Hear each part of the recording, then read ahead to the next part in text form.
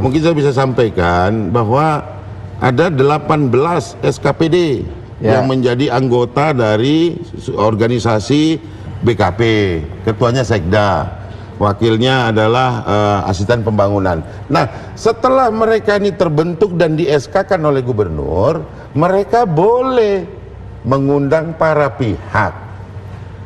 Para pihak itu bisa saja adalah para masyarakat, kemudian juga ahli tata ruang, ahli penataan kota, kemudian masyarakat nelayan, masyarakat Jakarta yang mewakili 12 juta yang butuh pantai gratis, anggota dewan, boleh saja siapa saja gitu. Itu kewenangan dari BKP untuk mengkoordinasikan kepentingan-kepentingan ini semuanya. Barulah nanti hasil itu dilaporkan kepada gubernur. Ini loh yang menjadi masukan dari seluruh stakeholder dalam nanti menyelesaikan yang namanya Raperda Pantura dan Raperda Zonasi Wilayah Pesisir dan Pulau-Pulau Kecil.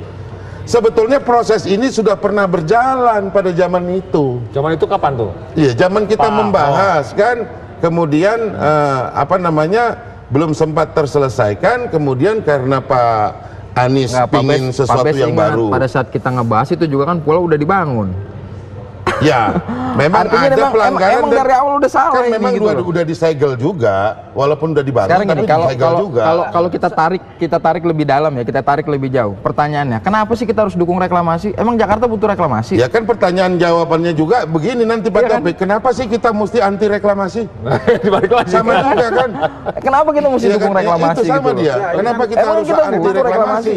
Karena Pak Taufik sendiri kita butuh reklamasi, nggak bisa. Nggak bisa. Karena sudah ada dari tahun-tahun 90 Ancol pun zaman direklamasi. Jadi kenapa kita nggak anti terhadap Pak, Ancol? tahun 95 itu peraturan pemerintah itu bicara tentang revitalisasi dan rehabilitasi. Tidak satu pun kalimat yang berbunyi tentang pulau. Loh kok sekarang jadi ada pulau? Loh, begini Pak, perubahan dari laut menjadi tanah timbul itu disebut pulau. Karena reklamasi kan ada reklamasi di dalam ada yang peraturan diklaim pemerintah gitu lah, ada yang tanah yang ada kata-kata reklamasi. Awalnya kan dasar hukumnya katakan aturan tahun 95, oke? Aturan 95-nya nggak ada bicara tentang bikin pulau. Saya kalau bicara tarik ke sana memang ini tadi seperti tadi, ini hubungan yang menurut saya gelap lagi. Jadi sulit dicari bapaknya siapa gitu kan. Tahu-tahu ada anak aja gitu kan. Dan anak itu minta akte lahir gitu kan.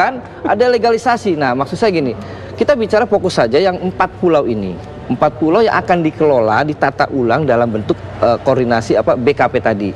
Komitmen Pak Anies tetap yang 13 itu tolak. Ya ini kan dicatat itu. Pemerintah kesulitan 13 pulau nggak ada masalah itu Pak. Karena itu menerima warisan Pulau Pasu nih. Iya, yang dari pemerintahan sebelumnya. Sebetulnya gitu loh. Selain 4 pulau itu saya juga mendengar, walaupun saya belum pernah turun ke lapangan, banyak masukan ke meja saya itu beberapa pulau selain yang 4 itu ada terbentuk, misalnya dekat KBN misalnya. Saya ada surat masukan di KBN juga ada. Nggak usah jauh-jauh lah, itu Pulau N yang oleh Pelindo juga nggak ada yang Musakatik. Ya karena itu ada di wilayah pemerintahan DKI loh. Ya, menurut saya sekarang coba saya minta jawaban dari kawan-kawan yang di DKI ini.